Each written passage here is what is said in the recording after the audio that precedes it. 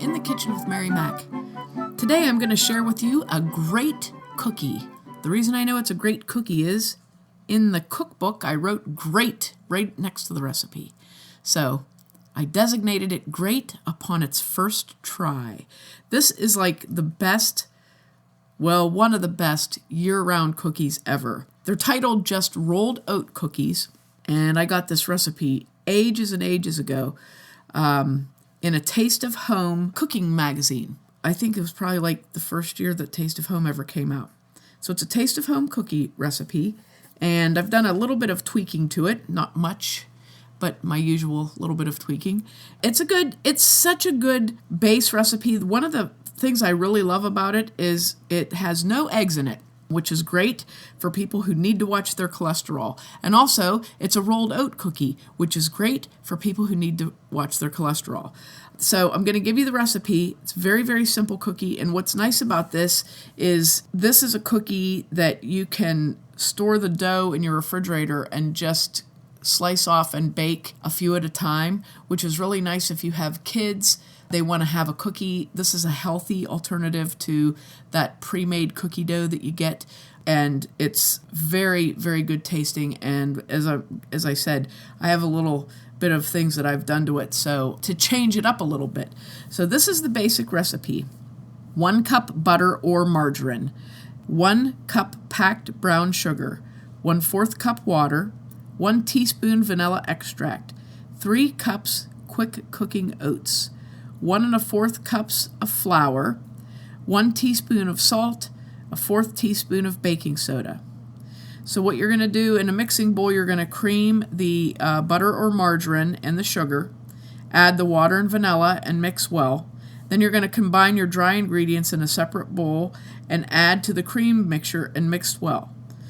Then you're going to cover that and put it in the refrigerator for about a half an hour to chill.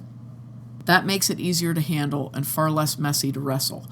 So after it's been in there for about a half hour, you get that out and you're going to shape it into 2 rolls.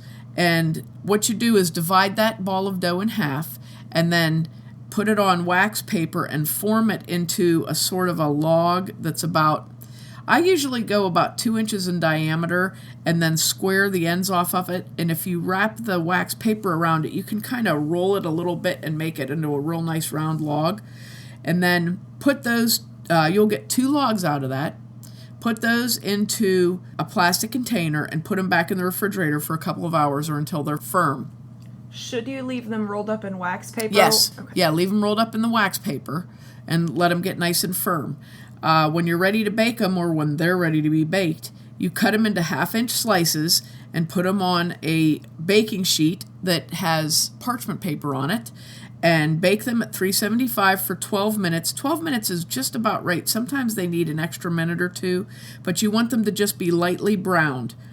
You're going to take them out and cool them on a wire rack, and it makes about 3 dozen cookies.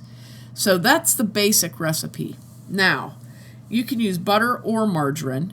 So we actually made this using Earth Balance margarine, which is a vegan product. They worked really well. Came out very good. You can use butter if you prefer butter. They come out very good with. You can use regular margarine. I would not use the spreads, the yogurt spreads or anything like that. I'd be very careful about that. But the Earth Balance margarine was solid enough that it worked with it. This is such a nice cookie because you can keep those, if you have those logs in a plastic, sealed and airtight plastic bag in your refrigerator, you can keep them in there for 3 or 4 days. So if you wanted to make them and have cookies, fresh cookies for something or other, you've got them. If you wanted to bake them all at one time, you can bake them all at one time. If you wanted to have a cookie snack for the kids when they get home from school, fresh out of the oven, you can do that. It's really a nice mix. And the nice thing about it is, in its base form that I just read you, in its base form, if you let them bake a little bit longer, they get very nice and crispy, sort of like a granola bar. It's very, very good flavor to these with just what's in them there. Now, I have added a teaspoon of cinnamon to this recipe. I've added cinnamon and raisins to this recipe, which they were very, very good. I used golden raisins put in. They made a very good oatmeal raisin cookie. Again, you just slice them off and bake them. I have put mini chocolate chips in these. They work very well. Full-size chocolate chips I wouldn't use because, when they're in the refrigerator and then you go to slice them, it makes it very difficult to slice a full-size chocolate chip. But the mini chips worked really well. And this past week, I made them with craisins and orange flavoring. They were phenomenal. Unfortunately, I had a little issue with the craisins not being soft, so I would recommend if you do that particular thing that I did, I would cut the craisins up doing this again. So if you want to add something into this recipe, you would add a half a cup of whatever you want. A half a cup of raisins, a half a cup of craisins, whatever. And then for the ones I made this past week, I used craisins, and then I used about a half teaspoon of fresh grated orange peel in the actual cookie, and I used a half a teaspoon of orange extract in the actual cookie. And then, just did the normal baking, sliced them and baked them. Then when they cooled, I made a little drizzle frosting or a little drizzle icing. It wasn't frosting at all. It was drizzle icing. I don't want to glorify Like a glaze? Yeah, like a glaze. And I used 2 tablespoons of orange juice, a half teaspoon of orange extract, and about 2 cups of powdered sugar. I added it about a half a cup at a time and blended it until it got to a nice drizzling consistency. And I drizzled that on top of the cookies and let it dry. They were really, really good. And they were also, again, vegan, because I used the Earth Balance butter in that particular batch so that I could feed them to family members who don't eat butter and don't eat eggs. So they worked out really nice. It was a very nice thing. And you're not trying to fit something into that mold.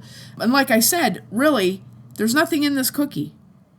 If you use a margarine spread, not a margarine spread, but if you use a margarine that's low sodium, no cholesterol, with the combination of the quick cooking oats and everything, and you're using brown sugar, not a lot of sugar in these also, this is a reasonably healthy cookie right here.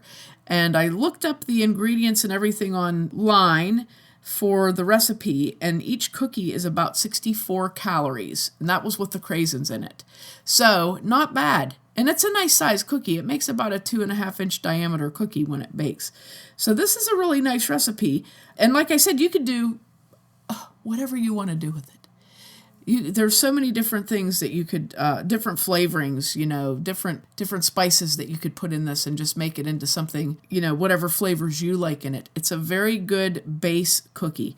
So give this one a try. I think it'll be a keeper in your recipe box, just like it is with mine. And make sure to check us out online at marymacpodcast.com for all the episodes and our store, on Facebook and Instagram at Mary Mac Bakehouse, and on Twitter at Mary Mac Mixes. Thanks a lot for listening if you did.